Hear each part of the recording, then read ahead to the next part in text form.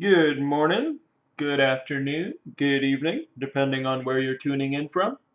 My name is Aiman Akhtar. Thank you for joining this week's ZBrush live stream. Um, we're going to be talking about 3D printing in ZBrush and about the Formlab Summit. So give me a few seconds. I'm going to make sure the audio is working well and there are no issues. As you can tell, I'm excited about John Wick 3. I'm going to be watching it tonight. Let's see. Okay. Put this aside for now.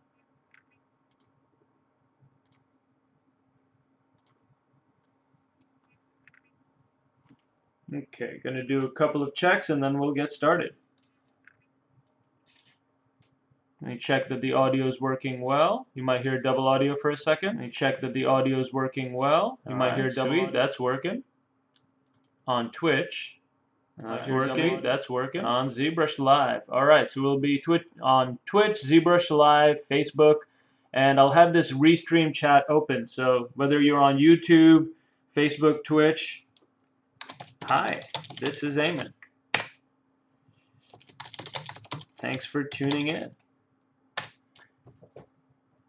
Alright, and in a bit we'll probably play some music.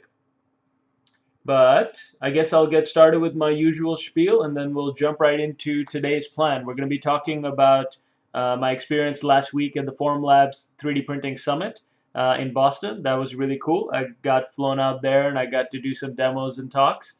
So we'll be talking a bit about the Formlabs Summit, the latest in the Formlabs printer stuff. I'm not representing Formlabs in any way, but I'm happy to talk about their printers because they're one of my favorite printing companies. And let's get this stream going. So my name is Aiman Akhtar.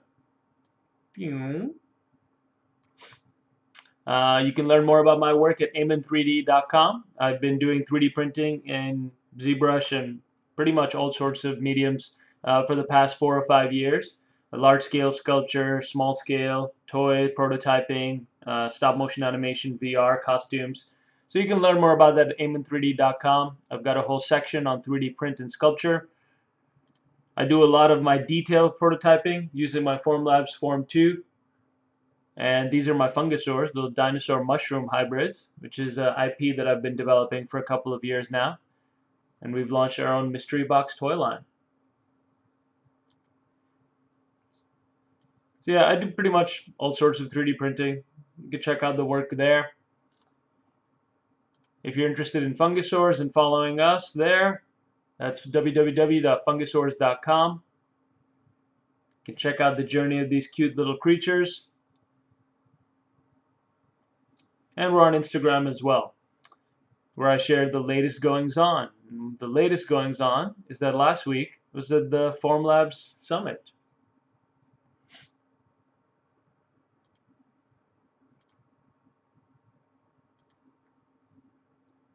And this coming weekend, actually, I'm going to be at the CTN road trip. So if you're in Burbank, California, stop on by. We'll be right in downtown Burbank. Okay, so if you're interested in learning more about 3D printing and ZBrush and working with the Formlabs machines, I do weekly streams on ZBrush here. So you can go to pixelogic.com, ZBrush Live Presenters, scroll down until you find my name there. It's me in the blue. And you can check out all of my past broadcasts and schedules. So these days I'm streaming mostly on Thursdays, early morning-ish. But you can check out all of my previous streams here. This is going to be stream number 40. Exciting. Lastly, if you're interested in some actual structured training on the topic of 3D printing, you can go to mold3dacademy.com. There's all classes. You can go to self-paced classes, 3D printing for ZBrush artists. And that's a course I built and promote with Mold3D, which is 8 weeks of lessons, so you'll know everything I know about 3D printing by just taking this class.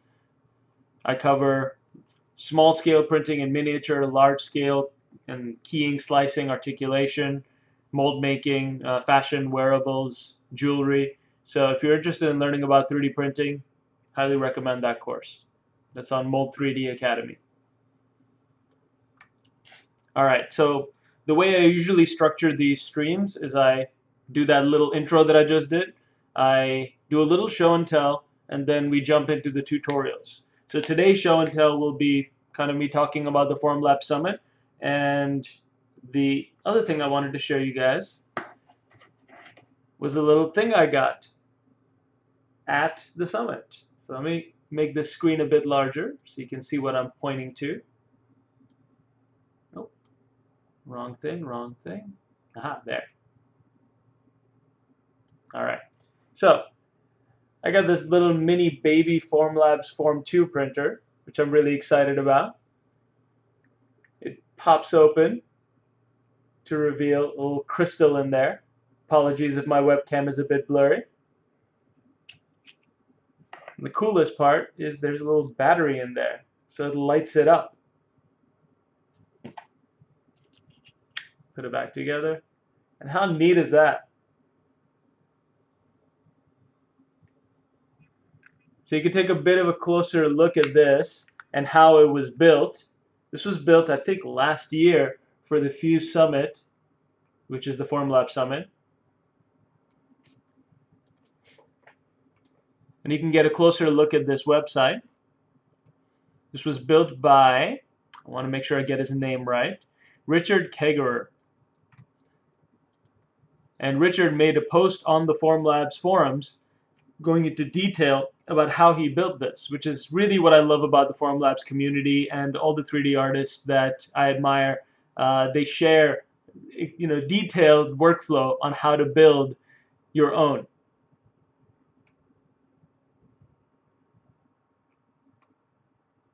So Richard goes through the whole process of, printing every piece, assembly, the electronics, the wiring. It's a really fascinating forum post. So if you're interested in checking it out, I'll post the link in the Restream chat here.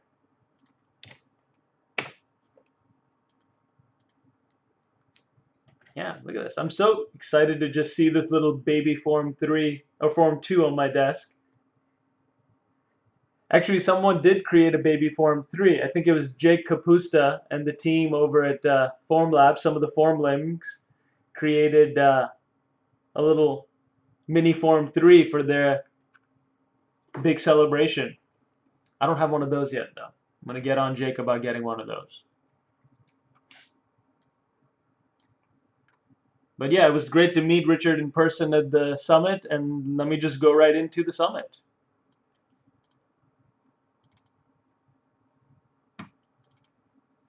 Might be doing a little bit of bouncing around photos here, but that's me at the summit with this giant Steve Jobs head. So this is a good way to start talking about the summit because this is kind of the beginning of large-scale desktop 3D printing. For me anyways, it's exciting time because this whole Steve Jobs head was printed in one piece on a Form 3L. That's their large-scale printers that are hopefully going to be released next year or maybe at the end of this year. And so far, we haven't had access as individual users without company budgets to be able to print something this big with this much detail. So it's an exciting time.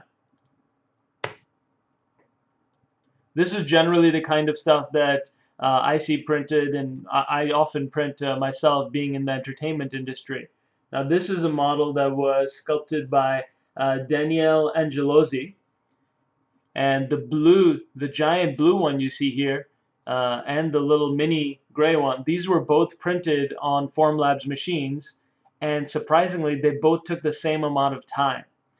And this is really interesting to me because the Formlabs Gray, I believe this was Gray 2 or 3 or 4, this took about, I'd say, 10 hours or so to print. And so did this giant blue one because this was printed with a new material that Formlabs released called draft resin. So draft resin basically lets you print instead of like at 100 microns or 50 microns, which is standard resolution, at 200 or 300 microns. So you can get to print very large very quickly. So that's very exciting. I forgot to credit on this previous image. Let's see here. This giant Steve Jobs head was modeled by Sebastian Errázuriz in ZBrush. And surprisingly not using any scan data. This was all done by hand using photo reference. Still one of the better ways to do it.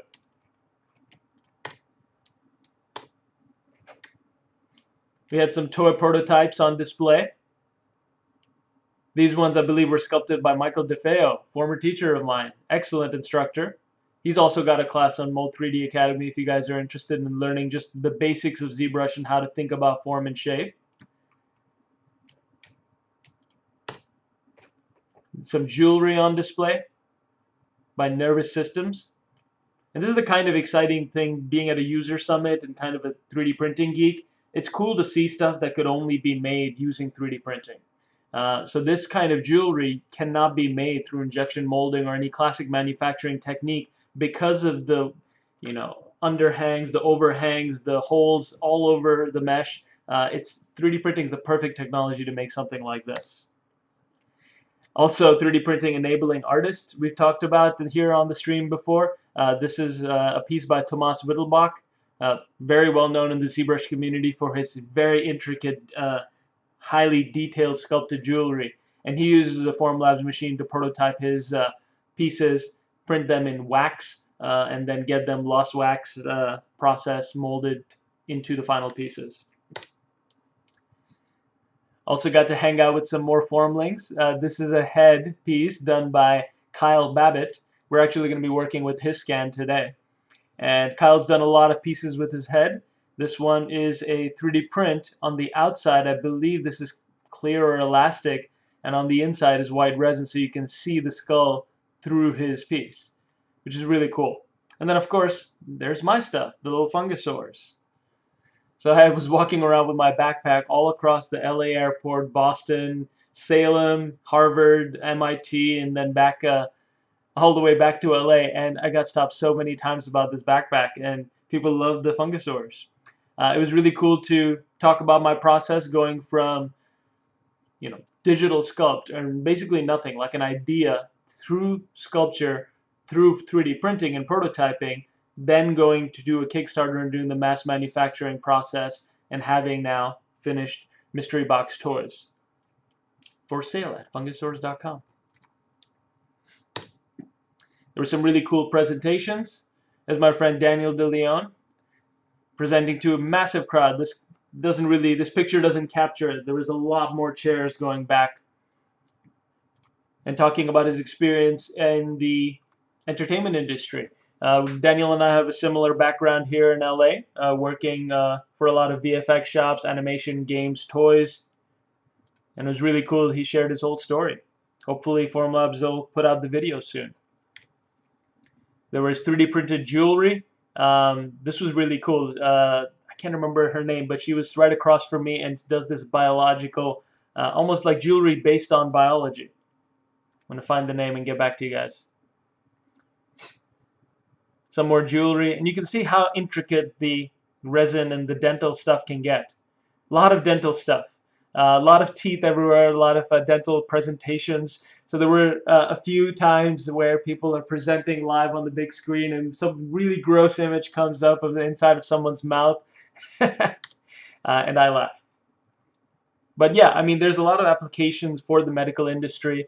Another print, I don't know if this one's by Kyle, but showing the elastic capability of the resin. So on the outside, you can kind of peel away the hand to reveal the solid bones underneath. Really cool stuff. And then we got to hang out after the summit. A bunch of folks attending, some formlings from Germany. Lance is someone who worked at USC. So yeah, really a good time, the whole summit. Let me share some more photos to give you an idea what it was like, a gathering of 3D printing enthusiasts. So here's the wall of the new Form 3s. And just users mingling, talking, and doing show and tells. There was this really cool digital factory setup where you could make a radio based on a few 3D printed parts and an assembly station. And the final piece was a little robot arm that picks up a box and hands it to you. Some more presentations, and now you can get a sense of the crowd. That's Max Lebowski, the CEO of Formlabs up there. And hey, there's my former coworker Jared Krzyzewski with a little zombie print that I printed for him. It's a small world. So they actually held the summit over 2 days. The first day was called the Digital Factory, and then the second day was the actual Formlabs Summit. The Digital Factory day I only attended briefly, as it was more geared towards manufacturing and people talking about how they make money and how they are kind of, what's the word I'm looking for? It's like app developers use this a lot, disrupting, how they're disrupting the manufacturing industry using 3D printing. And there's the big one, the Form 3L. Now, I recommend a lot of different 3D printers on this stream. The two that I own are Formlabs Form 2 and Erase 3D N2 Plus. So I've got both FDM and stereolithography, resin-based printing, and PVC or PETG, or basically plastic printing covered. But I recommend going with a 3D printing company that has a good support network. And that's why I recommend someone like Formlabs. Because when you start 3D printing, you're going to run into all sorts of issues, and it's good to have a good support line. Here's some pictures of my fungosaurs on display at the summit. My little dome terrarium backpack. This one's the actual 3D printed prototype. You can see it's been chipping away slowly. This was printed, I believe, in gray and then painted by hand by Elvin Rodriguez, my painter. And these are the final injection molded pieces created by the factory. So they got actually pretty close, like 1-to-1 with my prototypes, which I'm really psyched about.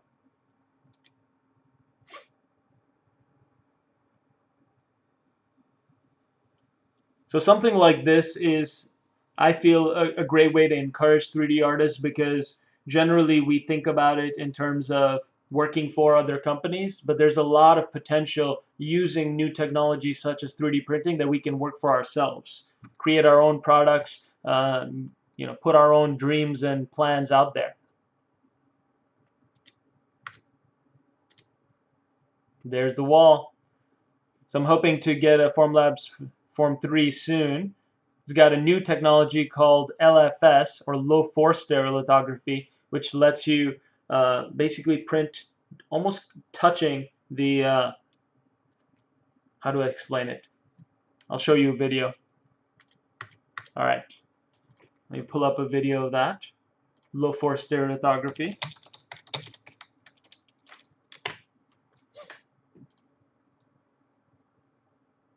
More than 50,000 professionals chose. I'm not going to show the whole video, but I'll show you the process. It's basically a laser that shoots up and hardens the liquid resin into a solid. But what low force stereolithography does is really unique.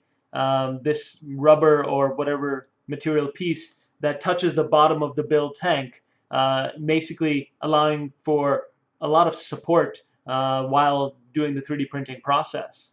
So it's exciting because you can expand it and grow it. That same low force stereolithography allows really large printing. All right, so let me share that in the Restream chat.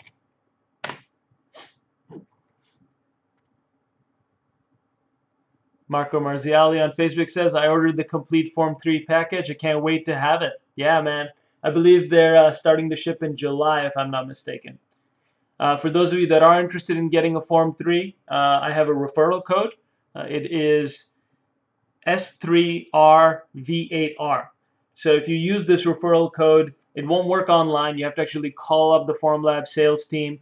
You can get $500 off a Form 3 printer, which is a really exciting discount because the printers are $3,500, which is a good price for a desktop 3D printer of this quality, but you can get it $500 off, so you get it for $3,000. So that code is S3RV8R.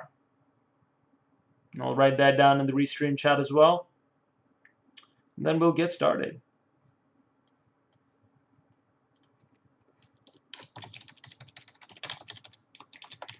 Form 3 S3R V8R. All right.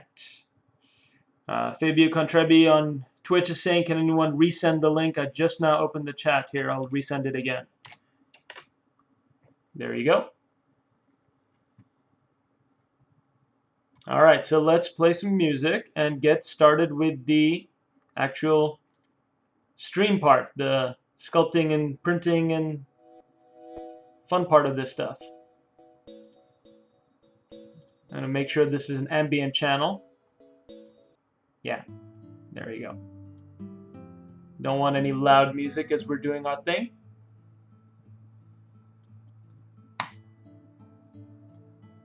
All right, so today we're going to be talking about, not John Wick, we're going to be talking about scanning and workflow in the entertainment industry, from going from a idea basically to getting a 3D scan, implementing it into a sculpt, and then the finished piece. Now this is used pretty often in the entertainment industry. Here's a piece I did for Aaron Sims Creative of Jason Momoa's Aquaman. And you can see this one was printed in a lot of pieces because this was printed on Form 2s, but it's become pretty common practice to get scans of actors and then sculpt those up and work with that data. Now scan data can be kind of janky. It really depends on what technology was used to create that scan. Sometimes you have high-end photo rigs with, you know, a whole sphere with like 30 cameras with polarized lighting that takes that scan, and those are great. Other times it's an Artec handheld scanner. Other times you can now get with your iPad or iPhone. So there's a lot of exciting scan technology coming into play, which lets us get really great results really quickly. So what I'm going to be talking about today is, what do you do once you get that scan? So the scan stuff that we demoed, scan app. Let's see if there's a video here. So basically what we demoed was the Bellus 3D face scan, and it's an app that you can download, B-E-L-L-U-S, that allows you with an iPhone or a iPad. You need this attachment if it's you know, an older version, but with the newer iPhones it actually has the dual camera, and all you do is hold up the camera and then just look left and right and it creates a scan of your head. So that's super exciting, and there you can see the scan.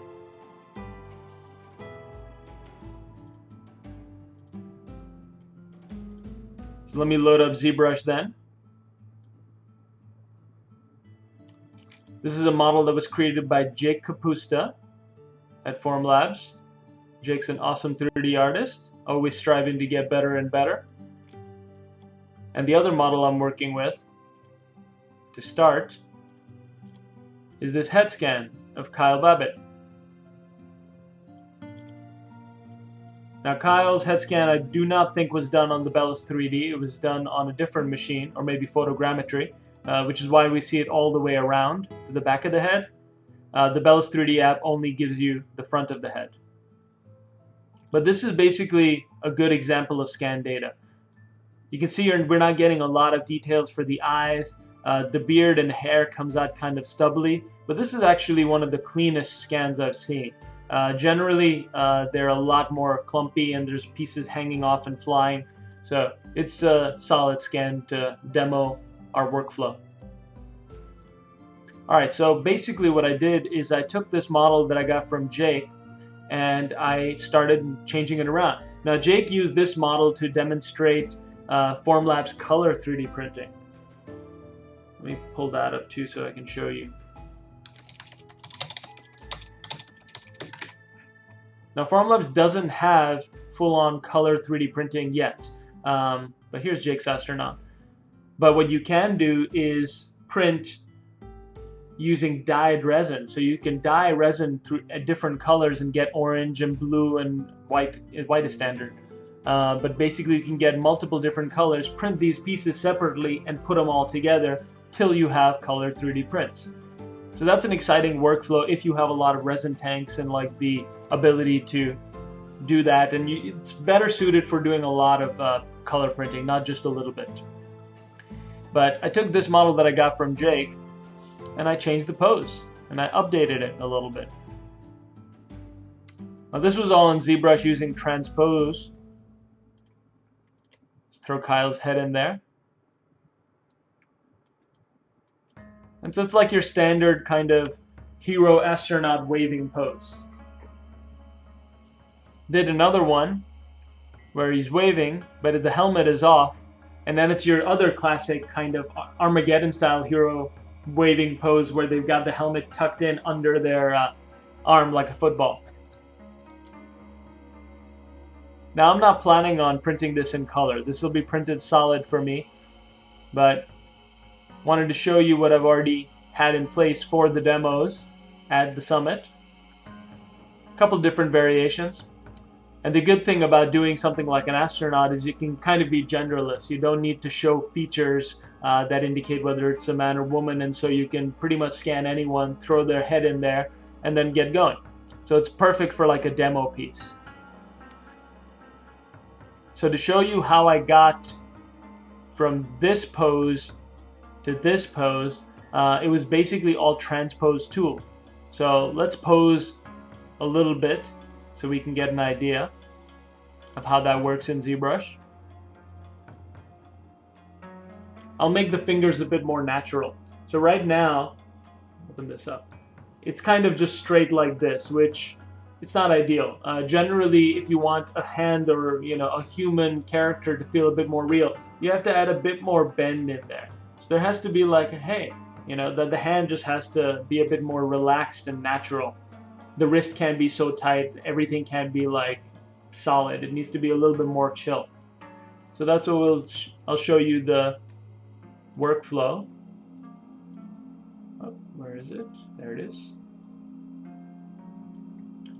Alright, so the best way to do it is in ZBrush to go to edit mode, go to your rotate, and I turned off the gizmo for now, because what I'm going to do is hold control and drag. And when you do that on a model in ZBrush, it lets you mask off that part of the model. You can also control drag and hold Alt to add to the selection.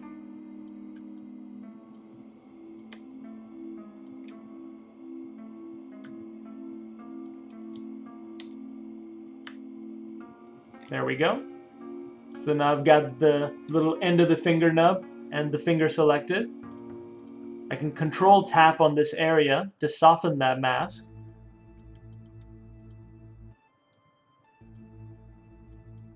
And then I can do rotate. I can do the same thing again from a bit further along to simulate the middle joint. Soften that.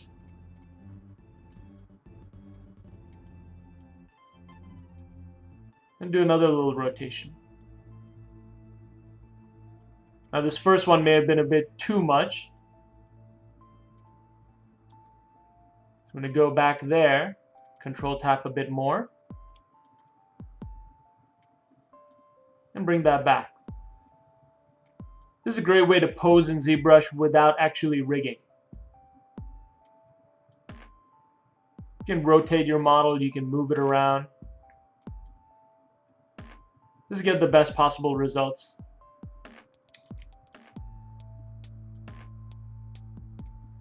So I'm going for a subtle, little relaxed finger. So something like that should be good. And now I'll do the same with the next finger.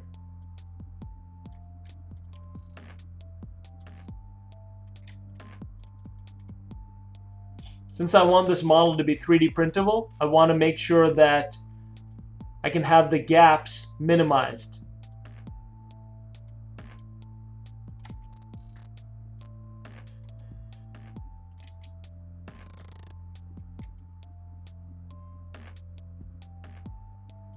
And what I mean by gaps is the gaps between the fingers.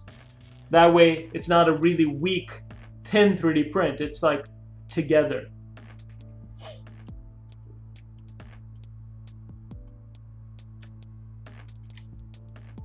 If anyone has any questions about this transpose process, just drop them in the Restream chat, and I'll get to.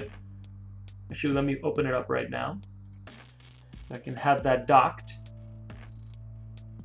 yeah, if you have any questions, just shoot them in the chat and I'll get to them ASAP. Into forgotten depths of the planet. There we go. But into the cathedral. A little bit of rotating, a little bit of moving.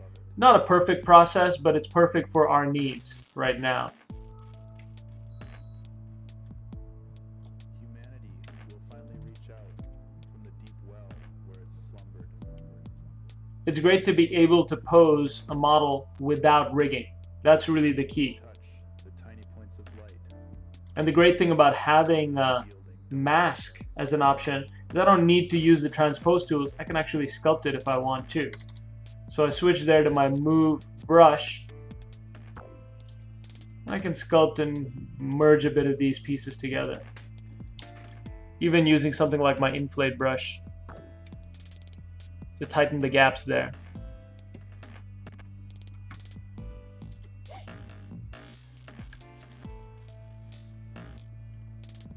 Do that one more time here with this piece, and that should kind of be good to merge these gaps.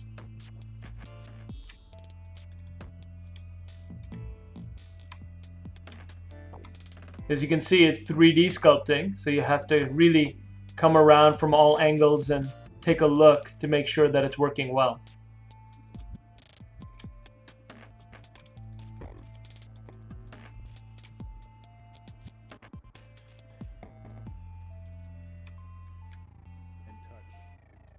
You can move the whole transpose bar just by grabbing the edge of it.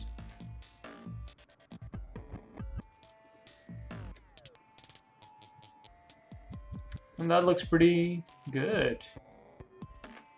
Maybe a little bit more rotation this way.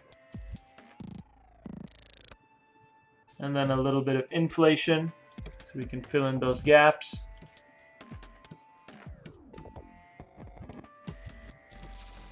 Yeah, and that's looking pretty good. I'm not really worried about the topology. As you can see, there's a little bit of topology overlapping because once we dynamesh this whole piece, everything will get kind of put together. Right now, it's all separate pieces, and that's a good workflow process in ZBrush. That same method that I use for transposing the fingers is the method I use for transposing the rest of the body. And we're going to keep the pieces separate until we're done with the model, which this one's pretty much done, and it'll be a good 3D printable mesh. With the exception of the hose, I'm not sure how well that'll print, but Formlabs printers actually do a lot of good support creation, so they should be able to support this in one go. Alright, so just like that, I've got the hand posed, and this model is looking good. So I might do this one. I might just show you my workflow on this piece. And then, yeah, let's show you now how I go about working with scan data.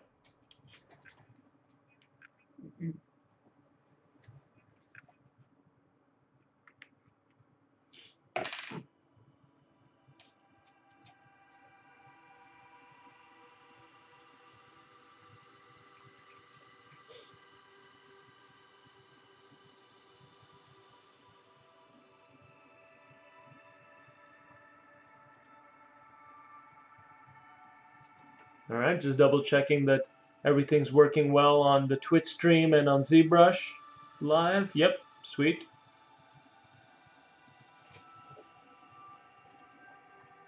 No questions in the restream chat? Nope.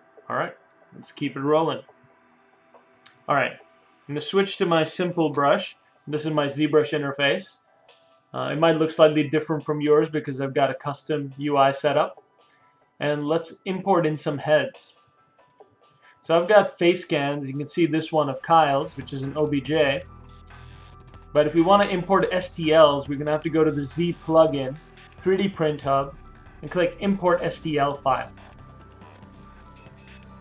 And there's a bunch of STL files that we have as scans using the Bellis 3D app of Formlabs employees from the CES Expo from the beginning of this year. There's Annalisa, John Bruner, Dan. So let's start with, I don't know, Max is the CEO. Let's grab his scan, see what it looks like. We'll bring in a few different scans. So there's a scan off the Bellis 3D app. Now this is not bad actually, considering that this is done using an iPad, just using standard iPad technology. And just holding it up against your face, turning it right and left. There's a lot of exciting potential for what's going to come with all of this scanning technology. I'll bring in a few more scans. Here's Annalisa Russo. That's a great scan. It shows off her features really well. To me, that's the hallmark of a good scan, is whether a person's recognizable from it or not. Let's see. This is John. He usually wears glasses. But yeah, you can tell it captures the arc of the nose, the lips, the position of the features really well. And that's important because when you're working likeness, you usually have to start from a really gaunt skull-like shape. But this is really great for actually having facial landmarks already in place for you.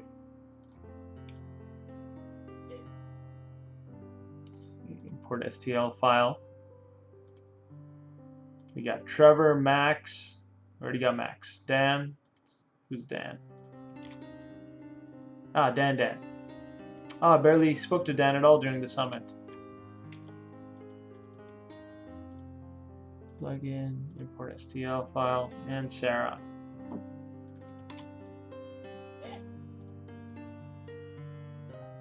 So with longer hair, you can see that it kind of tends to fill in the gaps.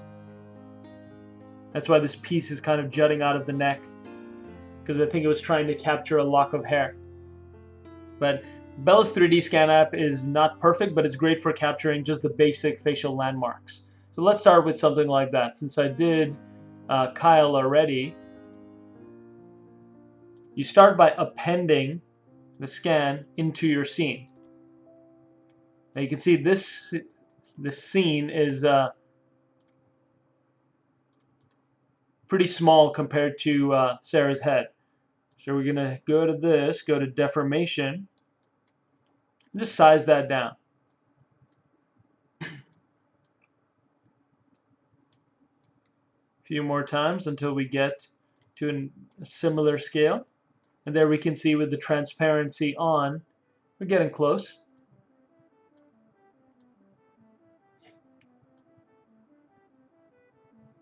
Okay, there we go.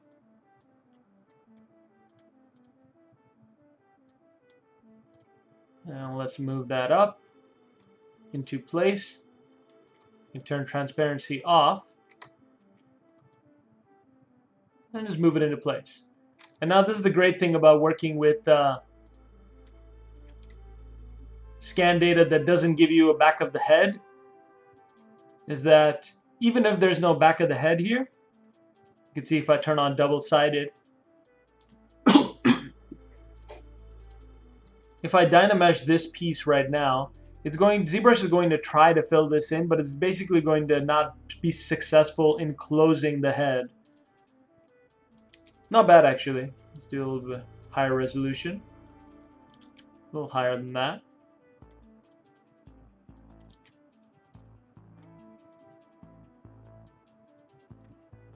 There we go. So it did do a good job closing the mesh, but it didn't create the back of the head. And that's the good thing about us having a back of the head already kind of set up. Adjust the scale of this head, move it up into place. And this is the first step with working with any scan data, is to just get it into your scene, get it looking right.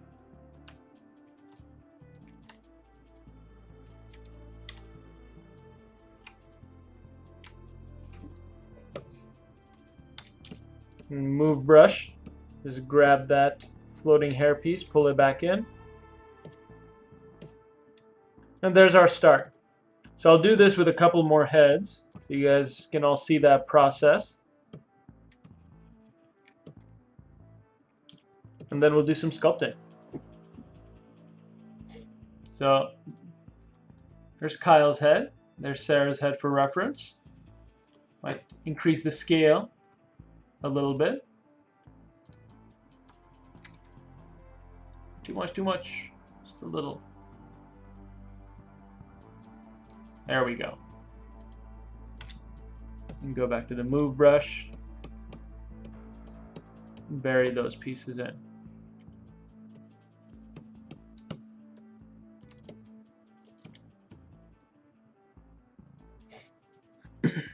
Let's append another head into this scene. Let's get John's head.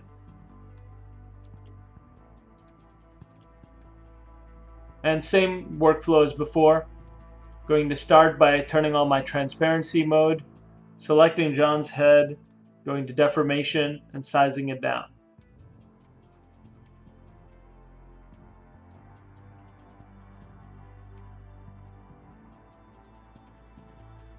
Click frame to zoom in on the scene.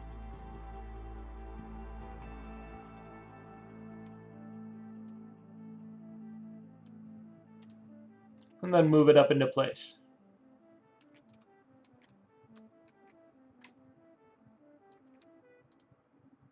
I've got Sarah's head as reference there, so I can try to line it up. And then turn off that head. There. That maybe needs to be a little larger. Smidge. Just like before. Ah, didn't do it. Gotta have like a little bit of a light touch. There we go.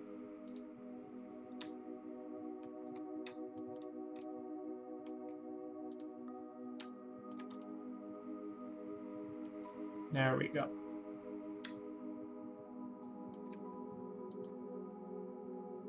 You can still use the deformation size if you want to have a bit of a lighter touch, but it's going to do it from the center of the pivot of the scene, not necessarily the center of your model's pivot. So same thing as before, use the move brush to tuck that hair back in. Those sides that are peeking out.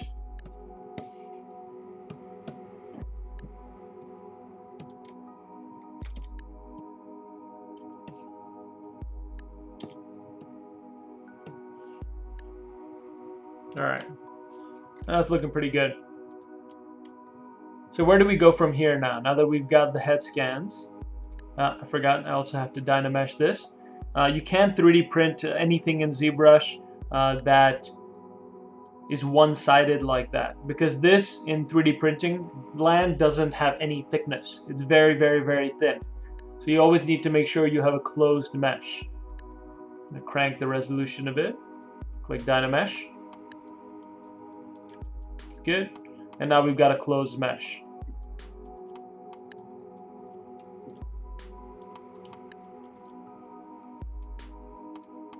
So I'll duplicate John's head scan here. And then start going in there and sculpting.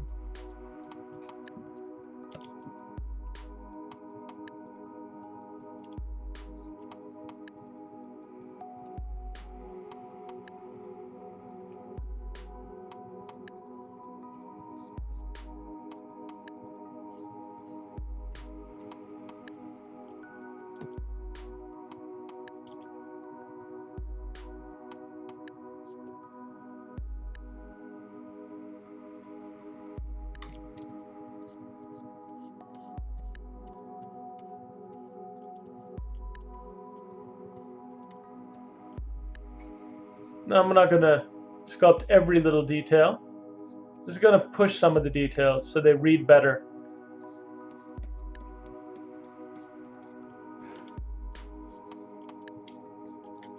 And because I've got the scan data with the facial landmarks, it makes it a lot easier.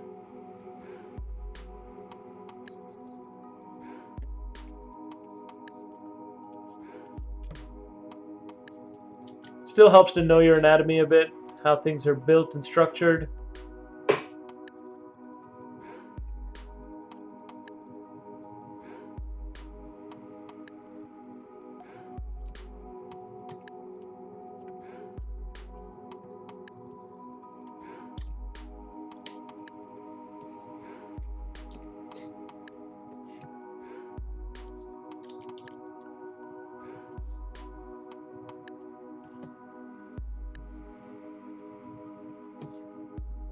I'm going to keep a really light touch and not overdo it.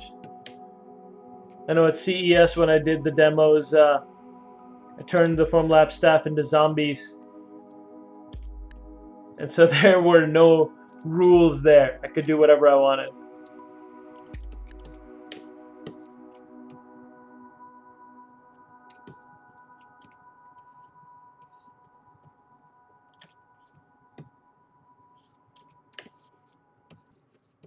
Generally, I find it's best to over sculpt a little bit and then smooth rather than not have any of that data in there.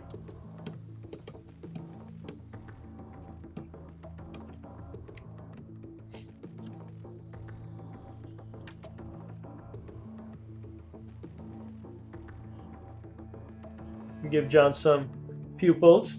Now, if you give him like a really small pupil like that, it just makes a person look kind of scary and intense. Same thing. If you see a lot of the white of the eye above and below, it makes them look really manic, like they're gonna attack or something. So you always want to kind of hide at least the top or the bottom of the pupil and the iris.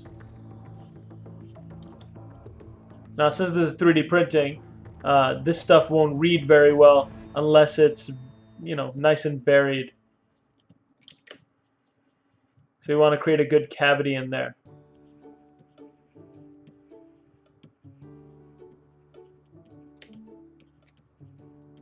And at any point we want to fix the geometry so that we can keep sculpting. We can just Dynamesh.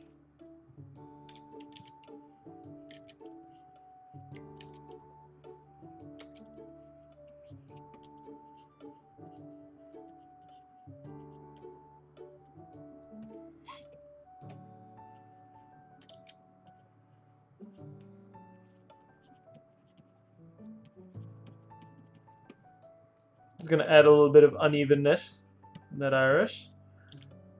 Not that any of it's going to read at the scale we're printing, but that's the fun of ZBrush. It gets you enjoying your sculpture.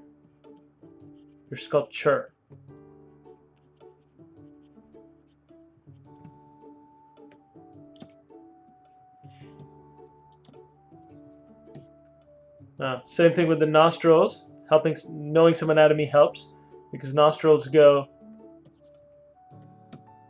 They're not like holes. They're a bit. They're not perfect circles, is what I'm trying to say.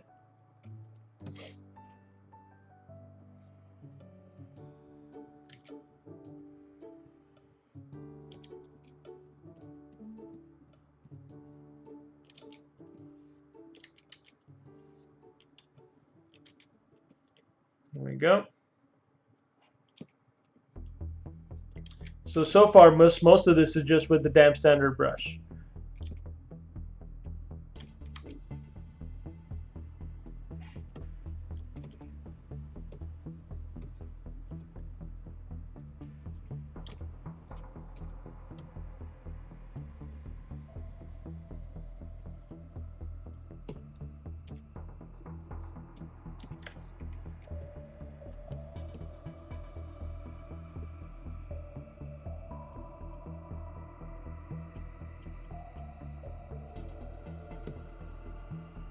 Like I said about over sculpting before, I'm going to add a lot of like crow's feet along the sides here, and then just smooth them away. So you're just left with a hint of the sculpt.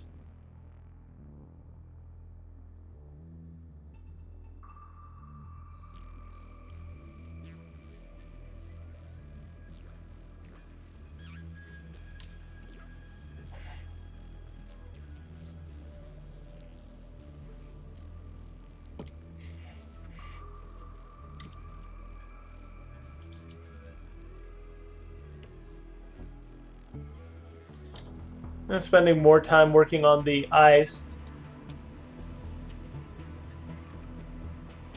Not just because they're the windows into the soul, but because our eyes are naturally drawn to human eyes.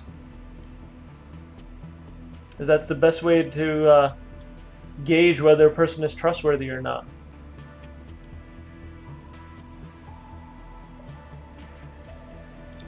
Babies do that.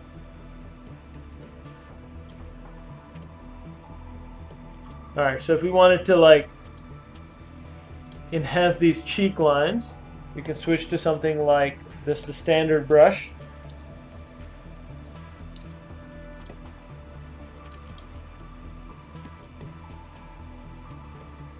Let's push these in slightly. And pull out the cheek by holding Alt.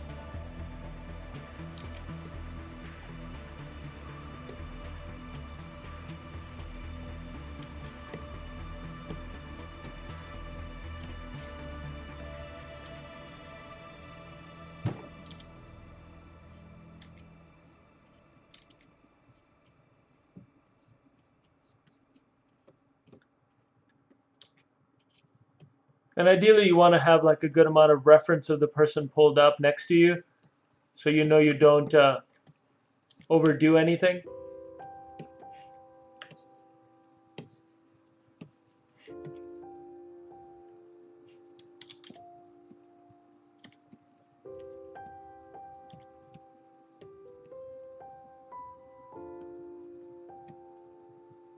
And we want to make sure that we can keep things as symmetrical as possible. Is that a word, symmetrical? Symmetric?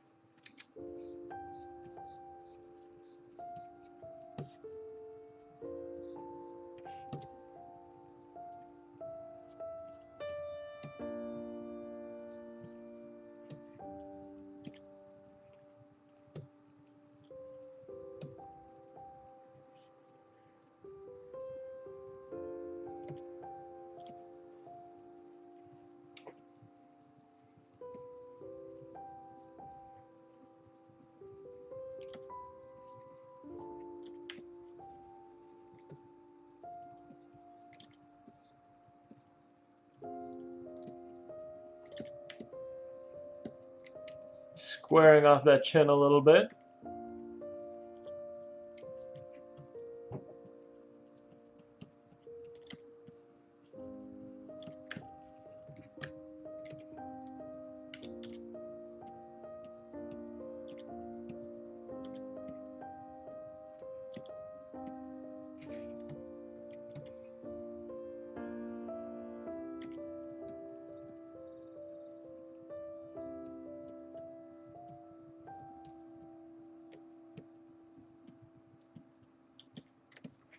Alright, there we go.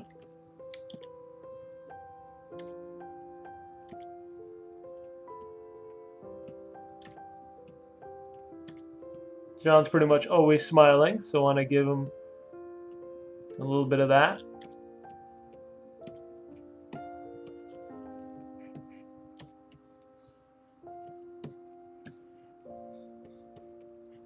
We can switch to a different material as well that helps you see details of a face better. Because you want to spend your time just getting all of that detail just right before you start adding any more extra detail like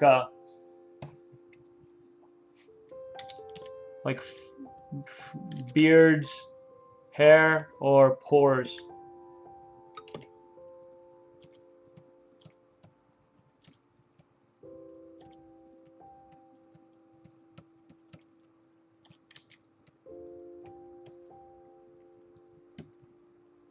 The scan data doesn't give you the best eyes, so I'm just making sure those eyes are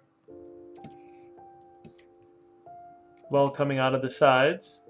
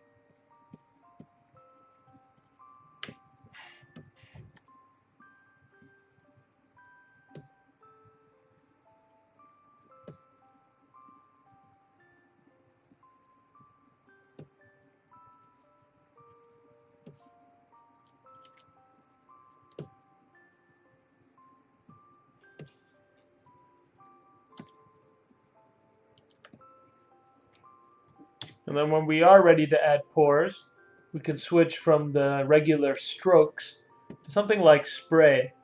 And then pick different alphas like this alpha 8 or alpha 7 that come default. Make sure we're on Z sub, have a low Z intensity. You can start adding some of those back in, subtly. Now obviously if you want to be a lot more realistic, you have to go with realistic pores. Right now I'm just trying to break up the surface a bit.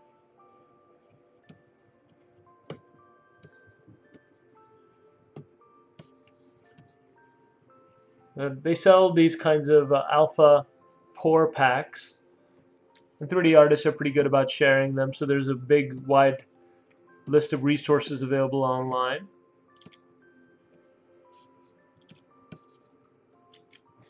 And pores are bigger in some areas, such as the nose, so I want to add some more of those. And then along the sides for the beard hair to kind of poke out in men and some women.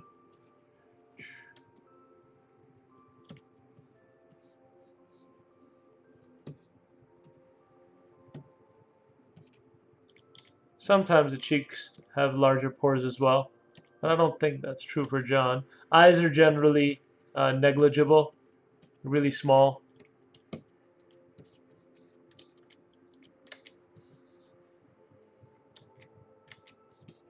And foreheads tend to be a lot smoother as well, as they're right up against the bone.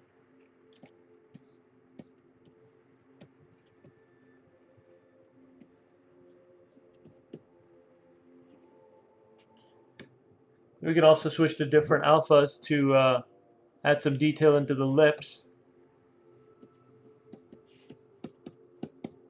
I'm not going to overkill it.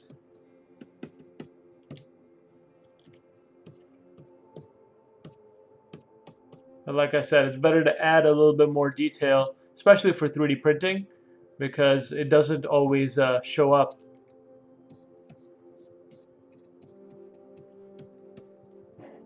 So I always recommend doing a little bit of over sculpting for 3D print.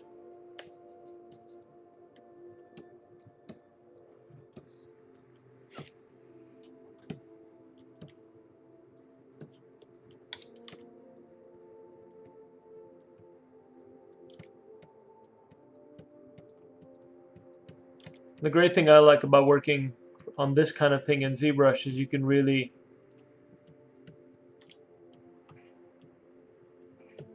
work on all parts of the model and at different resolutions. So I can make large scale changes, go down and make small scale changes, then come back up and make more large scale changes.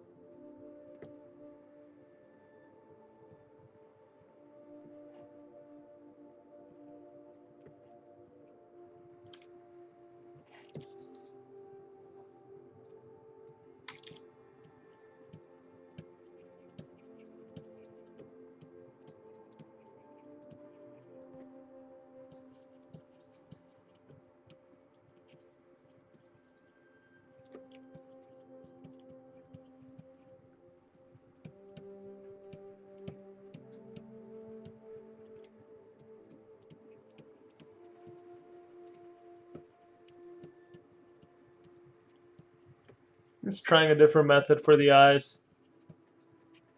That's what I like about sculpting in ZBrush, is that you can experiment. Make sure you guys have any questions. Okay, there's a new Intel RealSense camera supposed to be able to scan 3D according to FX Animator. That's cool. Yeah, I like all the new tech coming out. There's a new camera, I believe, that can capture all the depth information of your photo. And so what you can do is basically choose what part you want to be in focus after the image is taken. And so that's a really exciting technology.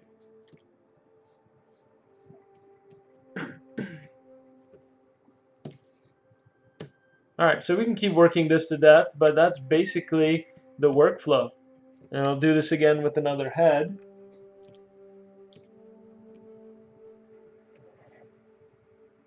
Or two, maybe.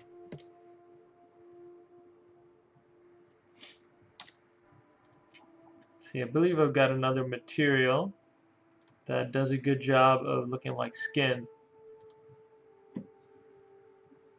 They also, in ZBrush, have a skin material, Skin Shade 04. We can pick a color.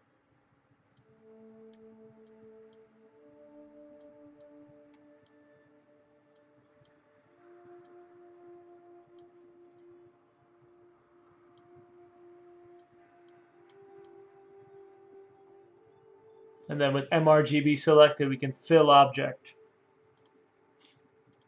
Now we're not going to really worry too much about color because it's not necessary. We're not printing in color.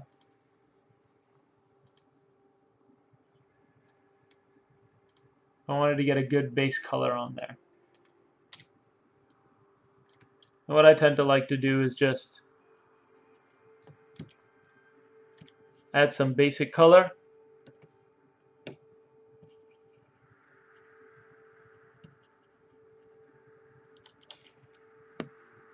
Make sure your Z sub is off when you're adding color.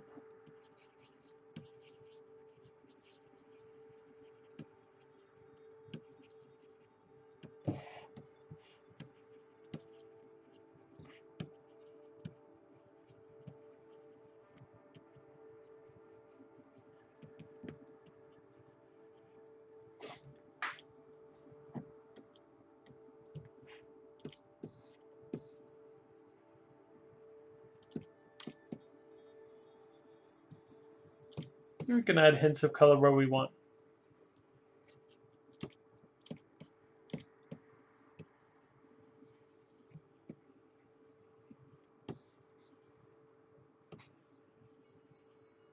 A little bit of pink around the eyes.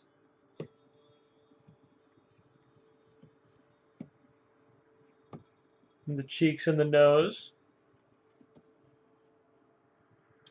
The lips.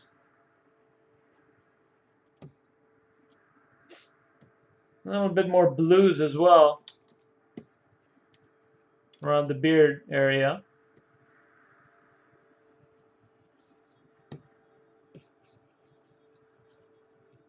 Maybe a little bit of yellows around where the bones are poking out, such as the cheeks.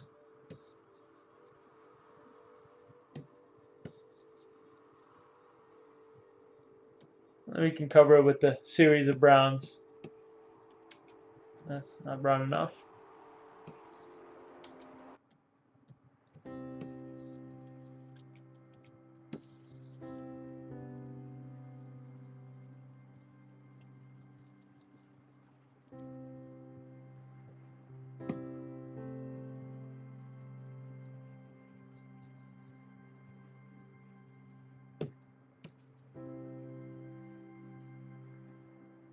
Too much.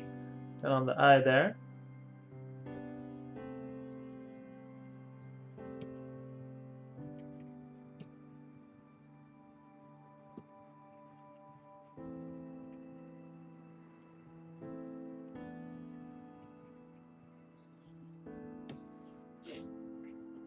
And you can add some highlights as well.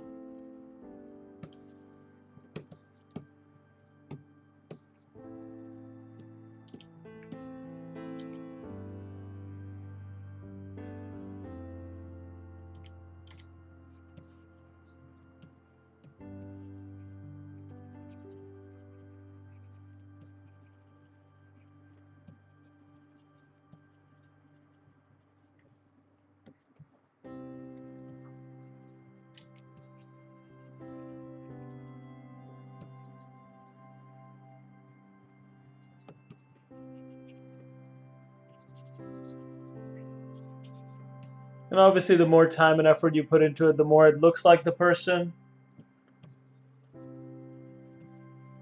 But I'm not going to overdo it on color, since we're not printing in color anyway.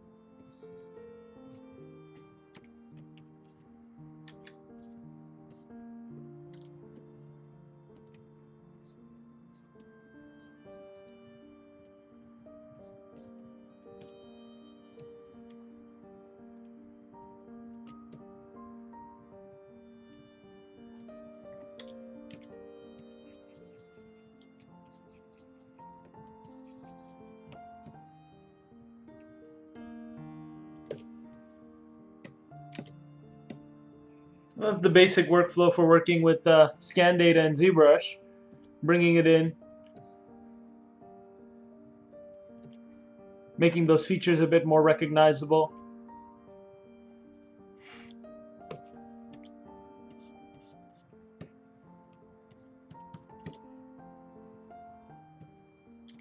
And you can really push some of those details if you want. All right, we're going to do one more head scan, and then let's get these files ready for print.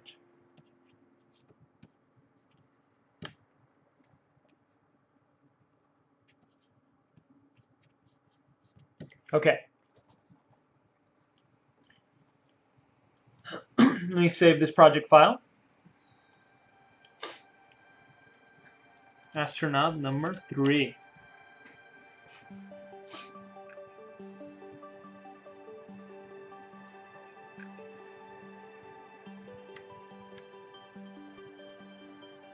Alright, got Kyle's head here. Can work a bit on that.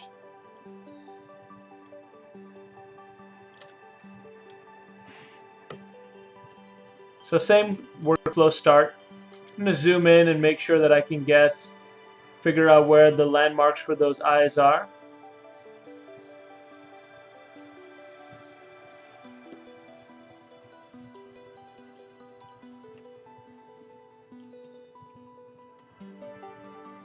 You can see everyone's face is, different.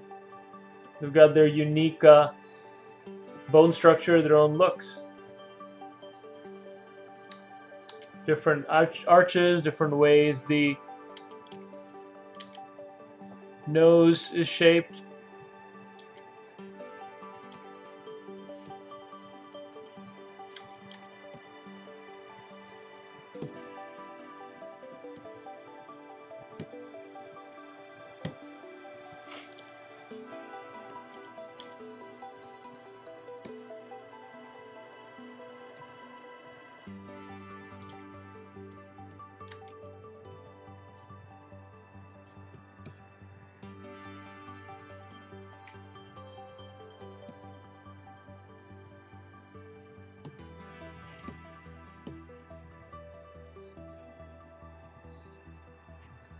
I'm going to turn up the music a little bit.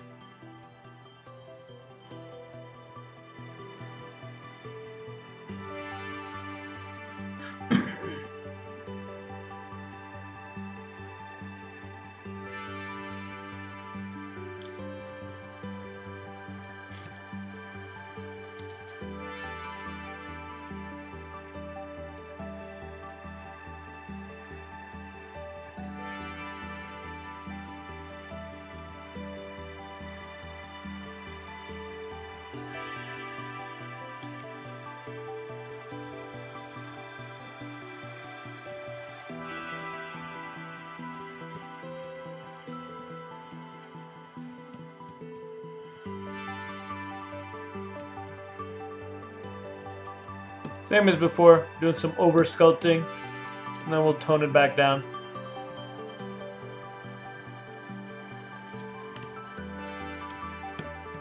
Just using the smooth brush, holding shift as we do it.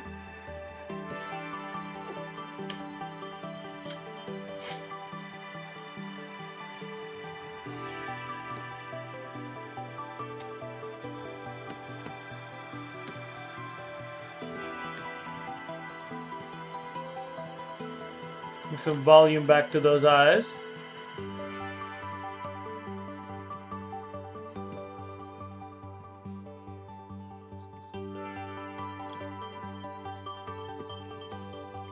We can look at it from the side angle too to make sure that we are getting that volume in there.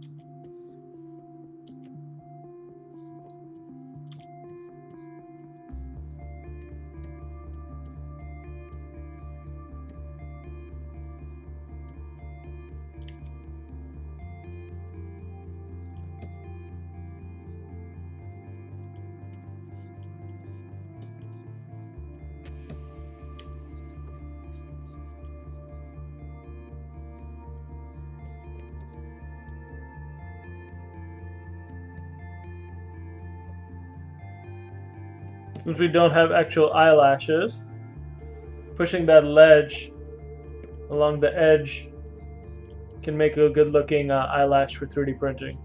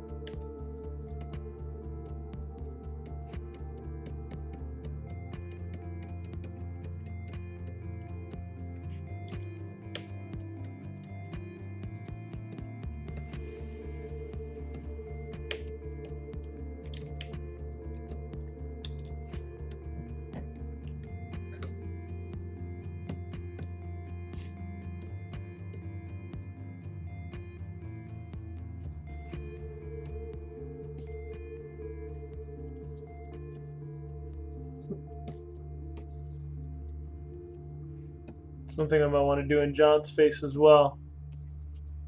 Add a bit more stubble along the edge.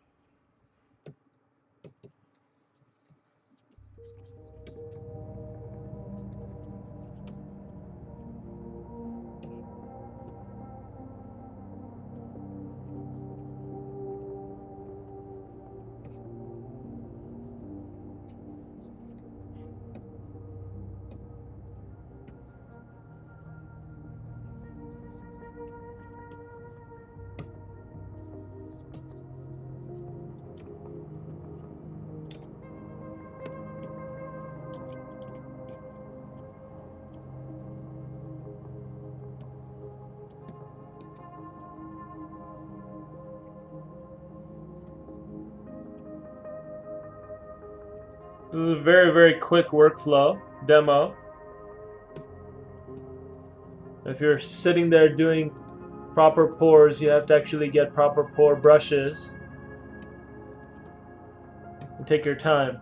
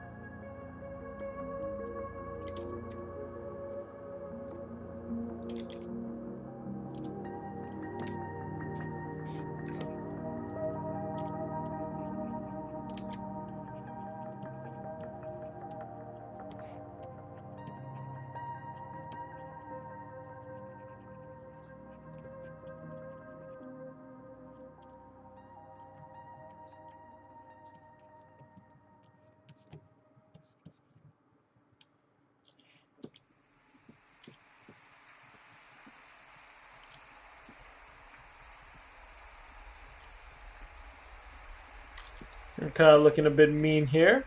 I'm gonna turn up some of these features so that they're more of a smilish, bit of a smile.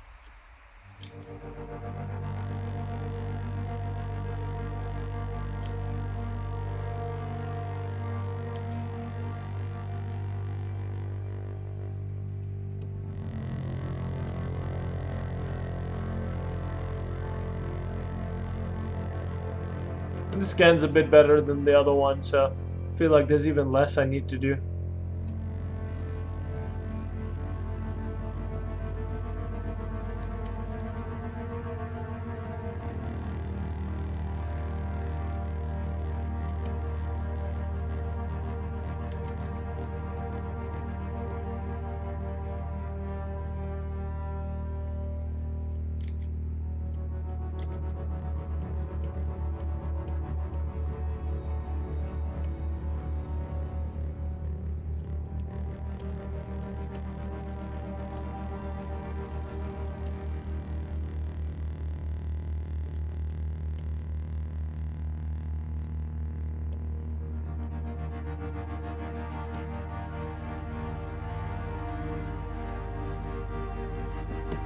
Not worrying about going really high res here, because we're going to print it pretty small, maybe like, I don't know, 2 or 3 inches, maybe 4 or 5.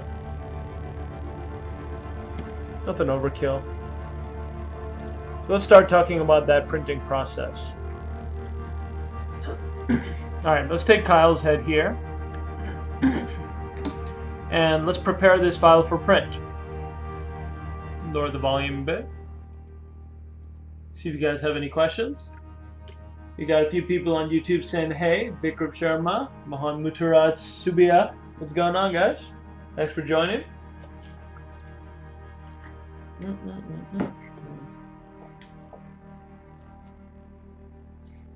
Okay. Alright, let's get this rolling. So, we're not going to worry about color, but we are going to merge all of these pieces together. Right now they're all separate pieces of geometry in ZBrush. And what we want to do is go to our merge and merge visible. And what this will do is it'll create a new subtool where all of the pieces are on one mesh. So go back to our previous one. We'll append that new subtool. Turn everything else off. So you can see everything's on the same mesh. We can press Ctrl W to unify the groups. Since we're printing in a grayish material, we can go to something like, let's do basic material, mRGB, fill object, well, RGB intensity to 100. So this is basically what we're going to be shooting for our print here. Bit of a stark contrast considering how realistic the face is with how cartoony the body is, but that might be fun. Alright, so we're going to now get this piece ready for print. We've unified the groups, but it's all still different topologies that aren't merged together. So I'm going to duplicate this mesh. Save my scene, just in case. And we're going to dynamesh these pieces together. Shouldn't be too complicated of an operation for ZBrush to handle, but sometimes it crashes. Let's try it really, really low, 128 resolution first, see what happens. Alright, so it took a second for ZBrush to close the holes, but you get the idea here with 128 resolution, what's happening. And we can use this to see if we have any problem areas. I don't see any obvious ones. Everything, even in the little gaps, gets filled up pretty well. So let's undo that. Let's crank this to about 1,000 and see what happens there.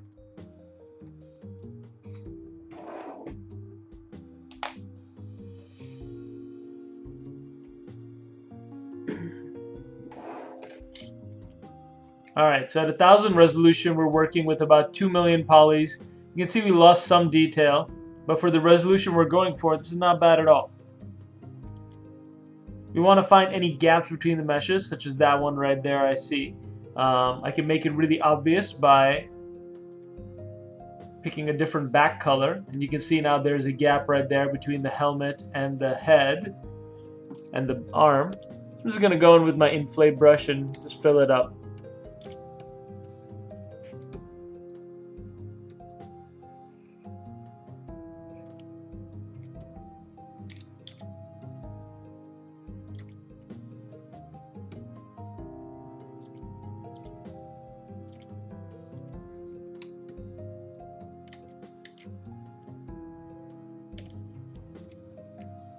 There we go. Let's see if we can find any more gaps. Any gaps between the fingers? Nope, those are pretty well sealed. Let's look at the back side. Nope, still pretty well sealed. Adjust the sculpt here and there a bit. Any gaps between the head, the scan, or any of these pieces? There I can see there's a little bit of a gap between these two pieces here. So again, just simply going to inflate to fill in that gap. Nothing too complex.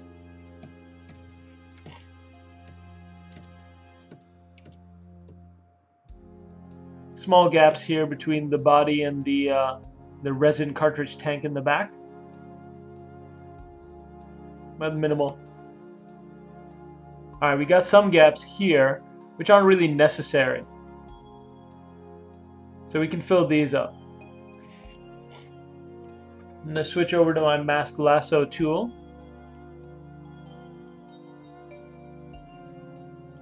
And select just this edge. Invert that selection. And just move it out. So we make sure that edge is nice and sealed.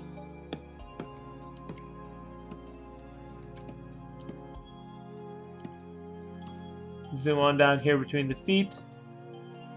Looking good. Looking good as well. And let's check out this hose. So when the hose comes into contact with the body, it seals itself over there. So it should have some support from being up against the body there.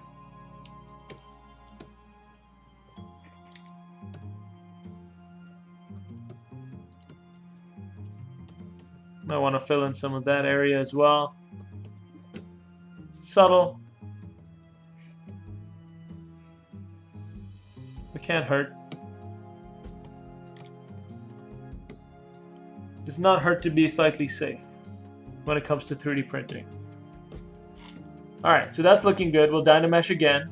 Now that we've inflated and all those pieces should get nice and filled, we can do a select lasso and hide half of our model. Turn on double-sided so we can take a look on the inside as well to make sure we're not missing anything really big or obvious. And that's all looking pretty good. Now we could hollow this mesh, but at the scale we'll be printing, it's not that important. So we'll just go and get this printing. Mr. Mountain is asking on YouTube, are you going to print this in resin? Yep, I'm going to print it in resin. So let's get this over to Preform and start prepping it. Now Formlabs did just release a new update to Preform, so I downloaded it. Preform is their print prep software. It's got a new look. We got a sidebar on the right now. More information about the printer. We can mirror, so that's exciting. I wish now we could only do some slicing and keying direct in Preform. Let's see here. Mini rafts, that's exciting because now we don't need to use a lot of support material to create a raft at the bottom to attach to the build plate. You can print those little mini rafts. So save some material. That's the name of my printer, Cloudy P Check. And set this to gray V4 at 50 micron resolution. Click apply. Got to update the firmware on my printer, but I'm not going to do that right this second. Now the Preform is open and ready to accept files. In theory, it should work with ZBrush's 3D Print Hub plugin. send to preform. Let's see what that does. We can check. It's about 1.8 million polys right now, so it's a bit too heavy of a mesh.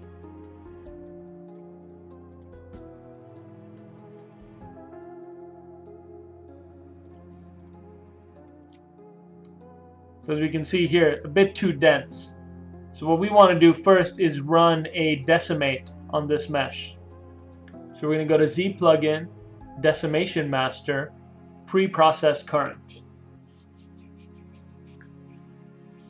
It's going to think about it and find the optimum way that we can shrink the size of this mesh.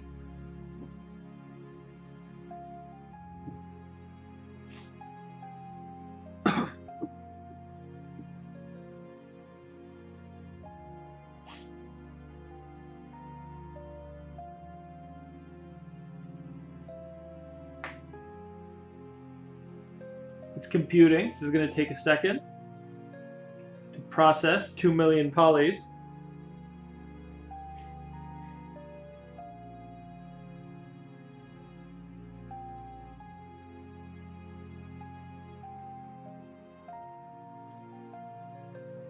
Looks like it's done. I'm going to Z plugin now. Pre-process is complete, so at 20%, let's do a decimation. Decimate current. Alright, so that brought the resolution down to 370,000 polys. Still let us preserve all the nice details, which is awesome. You can see the pores and stubble all go away and it just kind of becomes unevenness, which is pretty much all we need for the scale we're printing. If we were printing really, really big, then we want to concentrate on pore detail, but I'm probably going to print this about that scale. Alright, so Z plugin, let's do a 3D print hub. We'll do update size ratio, so you can pick whichever one of these. And then I'll pick inches, because that's just what I'm familiar with at the moment. And let's set the height to 3 inches and send it to preform. I believe my export options are set to only selected. If you have it set to all or visible, make sure you switch it to selected, and you can store those export settings. But now that send plugin should have sent it over to preform. There we go, it's detected it. It's going to need to run a repair.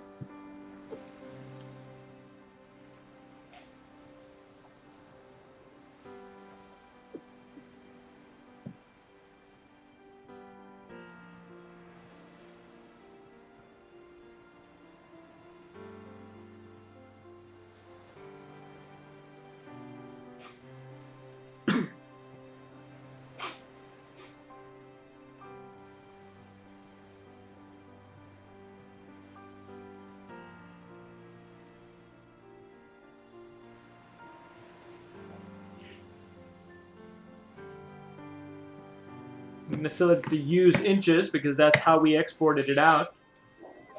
And there we have it in preform.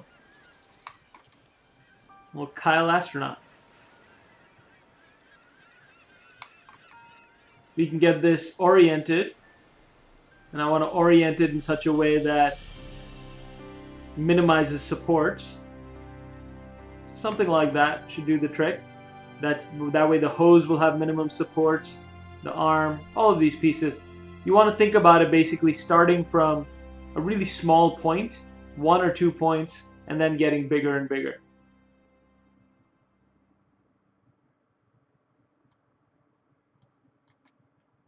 Alright, and let's click on support. There's the support structures button. You can auto-generate based on the density and touch point size that you select. So 0.6, maybe lower the density to 0.8. I'll leave the raft on right now. We don't need the mini rafts for this. And let's do generate.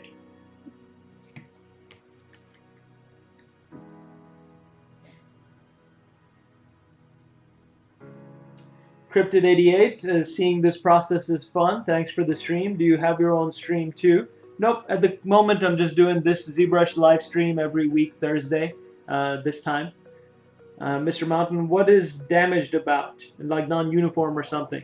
So when Preform says your mesh is damaged. I think it's using the, I want to say Mesh Lab or NetFab. I think NetFab has a partnership with Preform where it uses the NetFab analyzer to check if the mesh is damaged or not. Now, if it sees any floating vertices or any particles that are kind of slightly intersecting, ZBrush's Dynamesh isn't perfect. It might have a couple of vertices like on the same spot or slightly overlapping, and that's what NetFab's checker does for Preform. Just to double, triple make sure that it can fix it, and it does. It runs the fixer, and then here's our mesh. You can see there's a little mini support created for the zipper here. Need some more supports for this hose and for the arm. We can create those, but overall looking pretty clean. So I can go to edit now and add supports manually. Change the support size to, I don't know, 0.4. I might have a hard time putting the supports in some of these areas.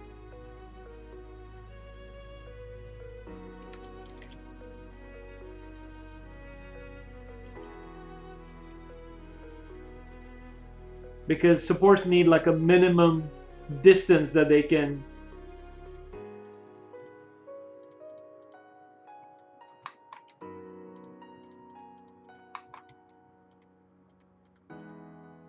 yeah, it's hard to find basically a ledge that we can put supports on over there.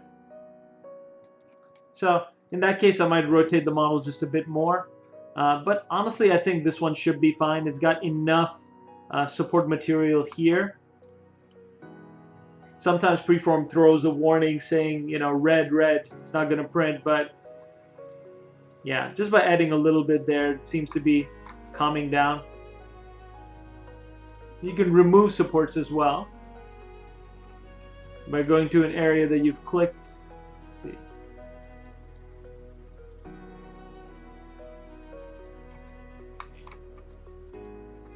And I can remove one of these little tiny ones.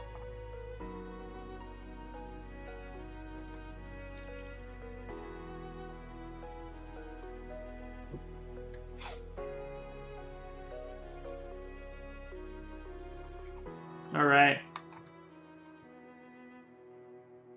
So once we're ready to send it to the printer, we can click Start Print. And you can see mine's got clear resin in there right now, so I'll need to switch it out to gray. Or maybe I should print it in clear. It might actually look kind of cool in clear. Let's see if I can do that. I'll switch this. No, never mind. Cancel.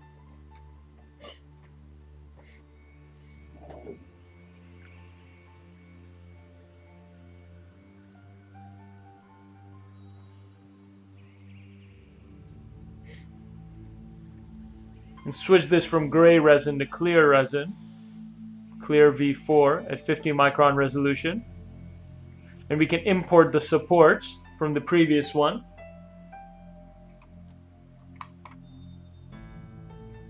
This is going to keep warning me that I've got to update my printer firmware, so I'll do that right now as well. This is the great thing about using formless machines, is that they've got everything nailed down. They figure it out, make it really easy for the end user. So you just have to click a few buttons and it handles it. One thing I like to do also is go into the support structures here and edit the structure and add some really thick anchor supports. This is not so important for the Form 3, but the Form 2 kind of goes up and down a lot, and then there's a wiper. So while this motion is happening up and down, and the wiper is going left and right, sometimes prints drop. And we don't want that, so we want to add some thick anchor supports.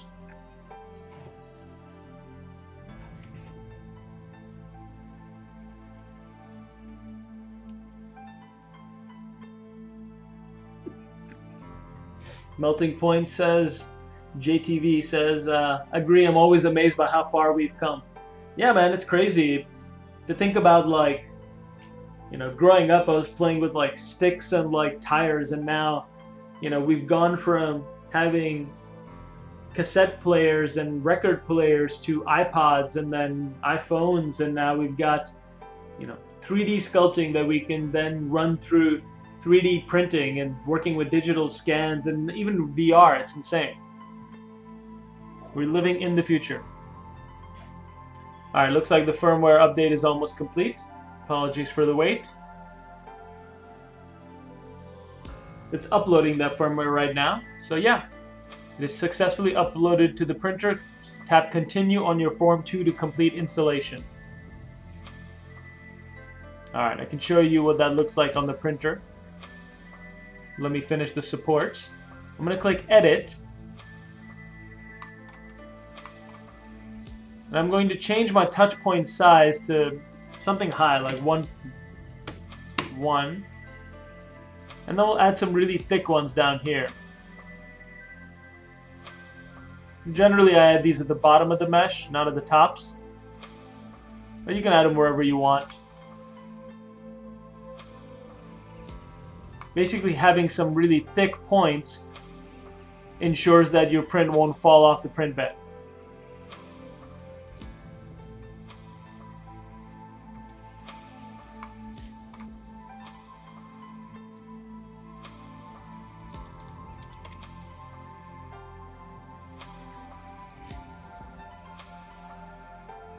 That one might have been too small.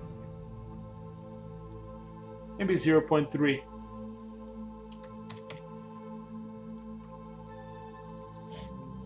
Alright, apply.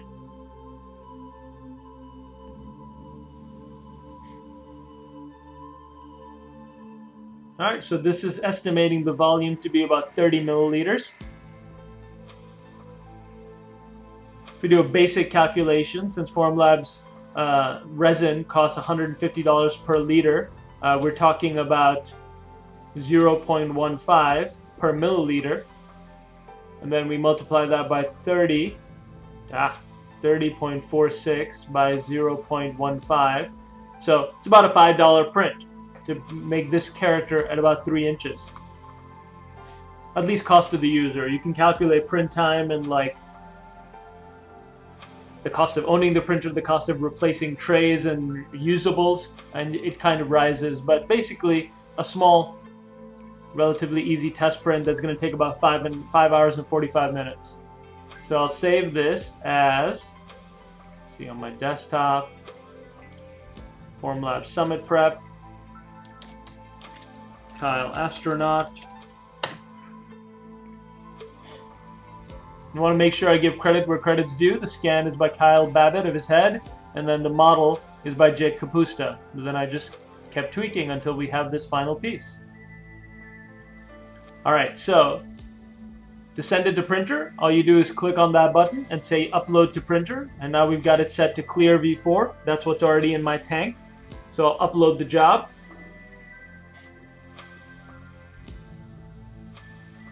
Alright, saying it's incompatible print freeform firmware, so I can't upload the job until I update the firmware. So let's switch over here for a second and go over to my printer.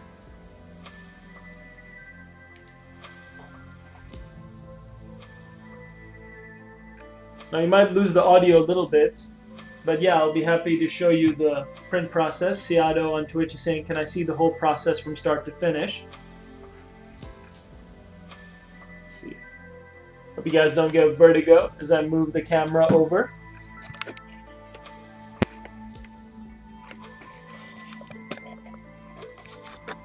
I'm going to mount it over here so I can show you my printer station. Alright, there we go, mounted. So there's my Raise 3D N2 Plus, the really big 12 by 12 by 24 inch FDM printer. And then all the print supplies and a shelf of my print stuff. And then here's the Formlabs Form 2. Now what we want to do is take out the print that's currently in there, and then I'll show you how to set up the next print. But first, it says new firmware update available because we just loaded it up into the printer. So I'm just going to click continue, and it's going to install that update.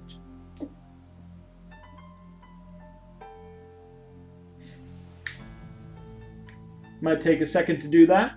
In the meanwhile, I can put on my gloves and start preparing to take out the existing print that's in there. Did a print last night. for a bunch of stop motion eyes for stop motion puppets. Let me show you what that print looks like. So that's the great thing about 3D printing, is you can print multiple sets at a time, and all of these look like they came out really good, really clean. So what do you do once you've got the prints? You've got to take these off the print plate here, the build plate. So Formlabs ships with this nice handy dandy mount where you can mount the build tray to, build plate to, and then also ships with this lever action, so you can stick your lever under the prints and pop them off. And I'm going to do that right on top of here, my isopropyl alcohol tank. So you can kind of do it a little bit here. It's got a nice big raft, so I can prepare for it. And then I'll dunk it in isopropyl while this update is going on.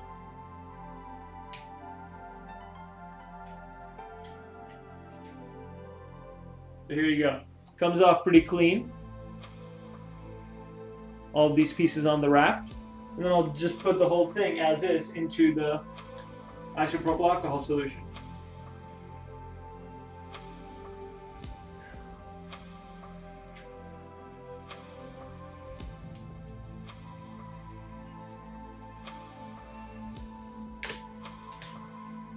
There we go. And there's the rest of the...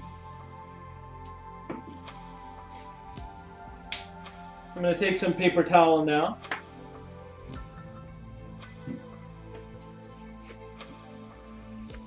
Just wipe my handle.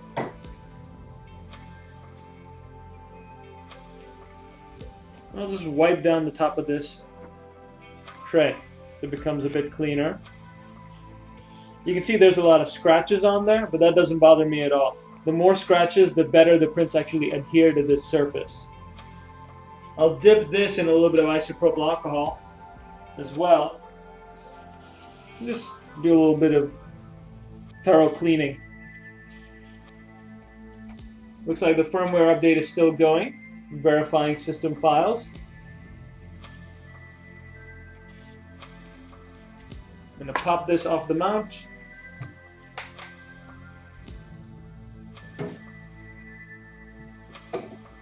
Let's stick it back in the printer.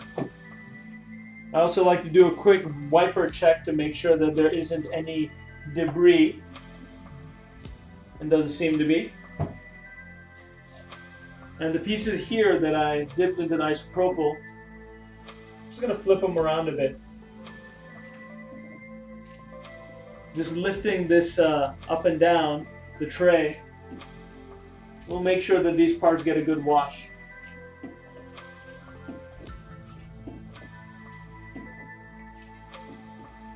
I may soon invest in getting an actual form wash, which is the accompanying washing solution that Formlabs provides for these prints. Alright, so it's almost done with the update, restarting in 5, 4, 3, 2, 1. Blast off!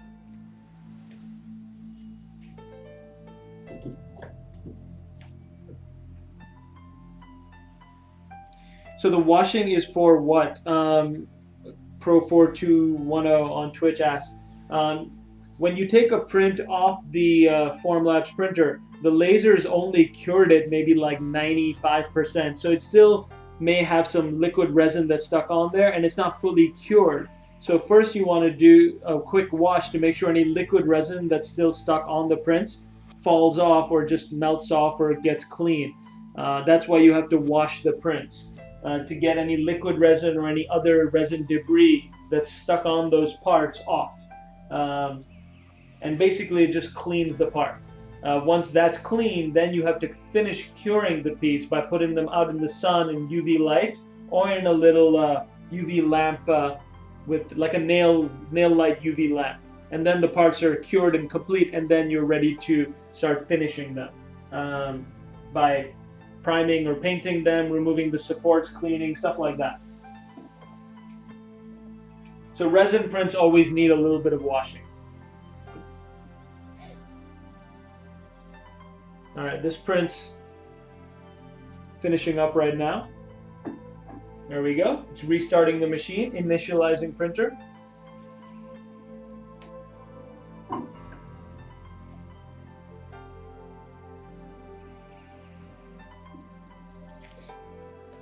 Alright, so it says ready to print, upload job. So I'm going to go over to my machine again, take off these gloves. I tend to reuse these gloves until they start falling apart. There we go. Alright, so I'm going to click upload job on my printer right now. On my computer. And now it's uploading to the Form 2 via Wi-Fi. So I don't need to actually have it connected. It can all be done over Wi-Fi.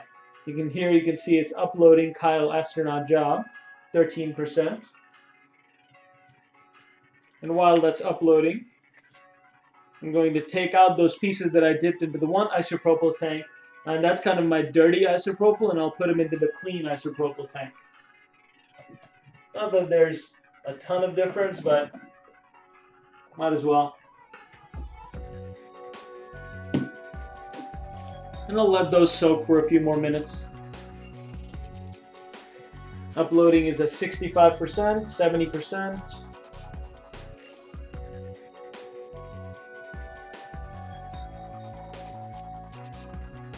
Alright, job is uploaded. It says ready to print. We want to make sure that the build platform is in there and it's secured with this lever up top. We want to make sure there's no debris in the print tray. Close the lid thoroughly, and we want to make sure that the top, there's this resin cartridge. We want to make sure that the cap is open, and so that way air will circulate in and it'll let the auto refiller refill the resin. And then we'll just click print now. It's asking us to do those double checks. Open the cartridge vent, check the build platform. Now we'll just click confirm.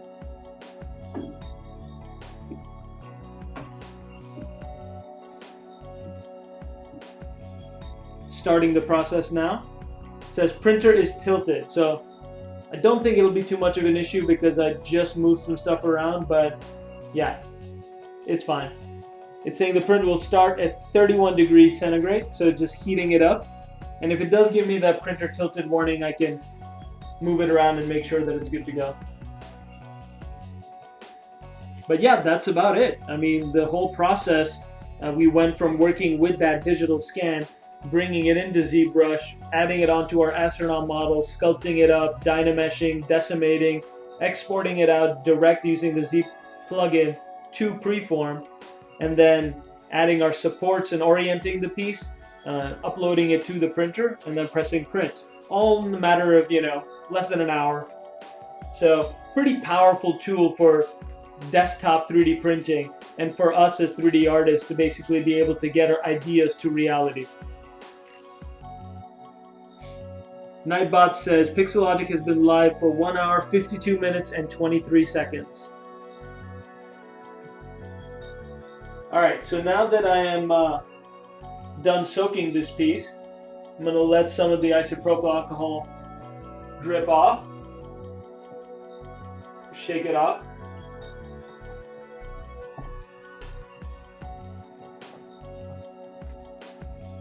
And then I'll place it on the paper towel that I've got right here ready. I can use another paper towel to just wipe the piece down. Just tamp it basically to get any excess isopropyl off. The thinner your part, the less time you want to put it in an isopropyl bath, because the longer it's in an isopropyl bath, the resin will start to deform, and we don't want that. Now the next step after this is to remove the supports, and you can do this with a modeling clipper, something like this, and basically just snip, snip, snip, snip, and get all the pieces off this raft. And then after that you can sand it down where those support nubs were. And that's the thing that excites me most about the Form 3, is the idea of thinner, smaller supports. Because some of these supports can get pretty thick, and when you remove them, it leaves a big dent or leaves a nub.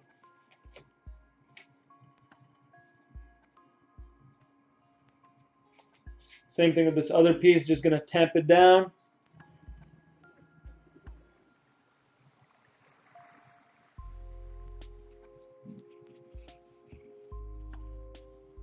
Getting the excess isopropyl alcohol off of it.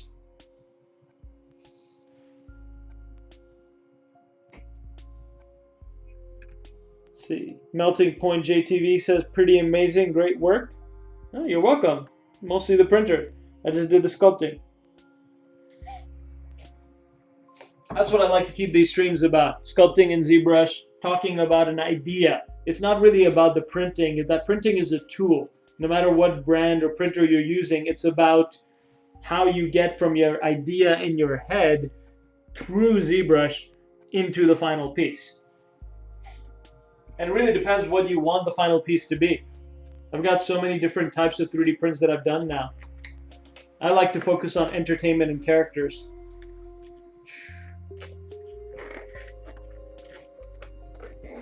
Hyperspace Beast says, that expensive printer though. Depends. I mean, $3,500 for a printer like this may seem like a high price, but it's a desktop printer with a good support network. And so it kind of pays for itself in the professional jobs that you get to do. Like I got to prototype, toy lines with this printer. I've gotten to build my own, my own toys that were then distributed and marketed.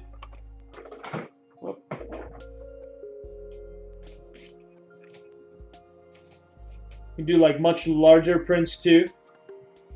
So really whatever you have in mind, you can accomplish with the power of 3D printing. And yeah, my printer has paid for itself multiple times over. And now this is starting, so I'm gonna let this print and we'll hop on back to the computer.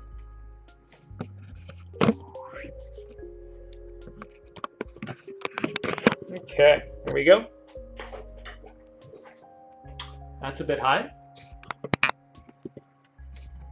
So yeah, that's it for today's stream session, guys. Thanks for joining. I'm gonna minimize this for a sec.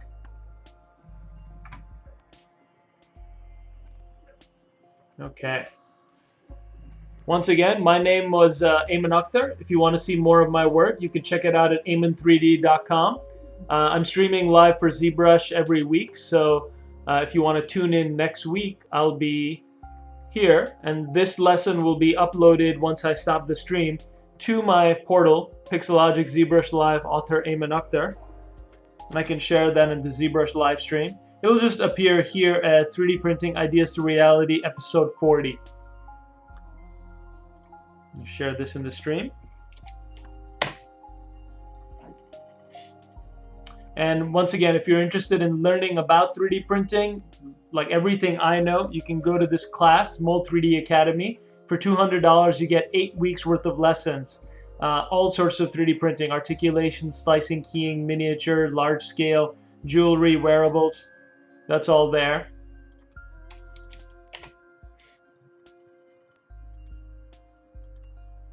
And then, yeah, follow me on Fungusaurs on Instagram and Aiman Akhtar 3D as well.